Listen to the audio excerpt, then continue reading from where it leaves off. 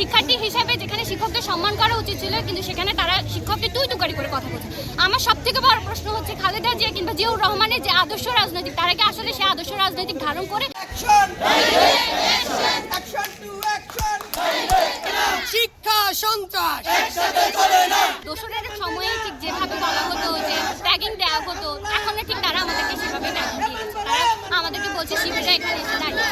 আসলে এটা কি রাজনৈতিক নীতি কিনা সেটা আমার আমাদের যেখানে আমাদের শিক্ষকরা এই ক্যাম্পাসে সেফ না, যেখানে শিক্ষকদের খাওয়ার অবস্থায় গিয়ে আক্রমণ করা হয়, তুই করে কথা বলা হয়, সেখানে আসলে তারা ছাত্রদের নীতি নৈতিকতা গ্রহণ করেছে কিনা সেটা আমাদের প্রশ্ন থেকে যায়। আমরা একজন সাধারণ শিক্ষার্থী হিসেবে এখানে তাদের যে কর্মকাণ্ড এগুলোর প্রতি তীব্র প্রতিবাদ জানাচ্ছি। একজন শিক্ষার্থী হিসেবে যেখানে শিক্ষকদের সম্মান করা উচিত ছিল, কিন্তু সেখানে তারা শিক্ষকদের তুই করে কথা বলছে। আমার সব থেকে বড় প্রশ্ন হচ্ছে খালেদা জিয়া কিংবা জিয়াউর রহমানের যে আদর্শ রাজনৈতিক, তারা কি আসলে সে আদর্শ রাজনৈতিক ধারণ করে রাজনৈতিকটাকে চলমান করতে পারছে কিনা, আমার সব থেকে বড় প্রশ্ন এখানে। আমরা সাধারণ শিক্ষার্থী হয়ে এখানে দাঁড়িয়ে এসেছি, অথচ তারা এখানে এসে আমাদেরকে বুলিং করতেছে, ট্যাগিং দিচ্ছে যে শিবির এরা গুপ্ত। এটা কি ধরনের কথা? আপনারা রাজনীতি করছেন, রাজনীতির মতো করে রাজনীতি করুন। এটা কোন ধরনের রাজনীতি? আমরা আমাদের শিক্ষকদের উপর আক্রমণ হওয়ার তীব্র প্রতিবাদ জানাচ্ছি। যেখানে শিক্ষক হচ্ছে পিতার সমতুল্য, শিক্ষক হচ্ছে জাতির বিবেক, সেখানে শিক্ষকদের ওপর ছাত্র দলের ন্যাক্কারজনক এই হামলা আমরা ছাত্র সমাজের তীব্র নিন্দা ও প্রতিবাদ জানাই। আমরা বিগত সময়ে 5 আগস্টের আগে দেখেছি ছাত্রলীগ ক্যাম্পাসে বিভিন্ন ধরনের গণরুম, গেস্ট রুম এবং বিভিন্ন রাহাজানি করে শিক্ষকদের ওপর হামলা করে ছাত্রীদেরকে দর্শনের মাধ্যমে সমাজে একটি নৈরাজ্য সৃষ্টি করেছে এবং ক্যাম্পাসে একটি নৈরাজ্য সৃষ্টি করেছে। আমরা 5 আগস্টের পরে ক্ষমতাসীন দল ছাত্রদলকে দেখতেছি ছাত্রলীগের ভূমিকায় তারা অবতীর্ণ হয়েছে।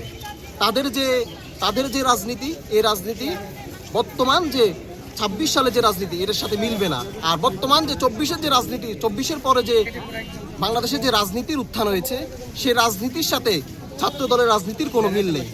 আমরা ছাত্র সমাজ আজকে এই মানববন্ধন থেকে ছাত্রদলকে এই মেসেজ দিতে চাইতেছি যে বর্তমান যে রাজনীতি, এই রাজনীতির সাথে আপনাদের কোনো সম্পর্ক নেই। আপনারা যে রাজনীতি করতেছেন এটা 5 আগস্টের পরে আর হয় না। আপনারা দয়া করে এই রাজনীতি করবেন না।